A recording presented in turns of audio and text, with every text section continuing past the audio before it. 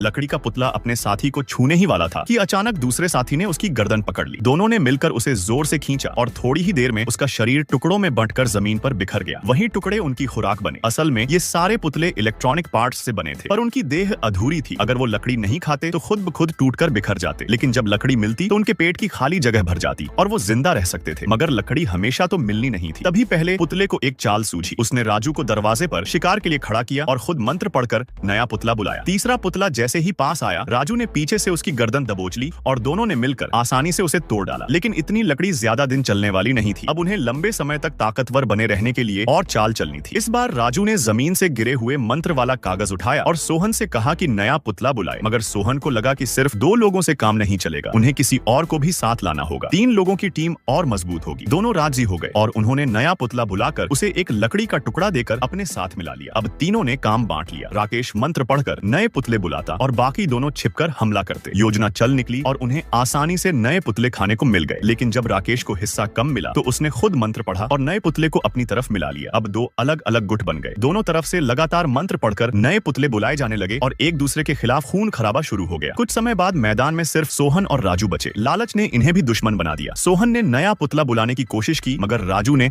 उसकी जीभ काट दी। गुस्से में सोहन ने राजू को खत्म कर दिया। अब वो अकेला राजा बन बैठा। बहुत सारे पुतलों का मालिक होते हुए भी वो बेहद अकेला था। जब भूख लगती तो जमीन पर बिखरी लकड़ी खाता, मगर वक्त के साथ वो भी खत्म हो गई। जीभ न होने की वजह से अब वो नया पुतला भी नहीं बुला सकता था। दिन गुजरते गए और उसका शरीर धीरे धीरे टूटने लगा। आखिरकार जमीन पर सिर्फ मंत्र वाला कागज और कुछ टूटे टुकड़े बचे। लेकिन इन्हीं टुकड़ों के नीचे नई जिंदगी पल रही थी। नया पुतला जैसे ही जन्मा, उसने कागज उठाया और वही अंतहीन लड़ाई फिर से शुरू हो गई।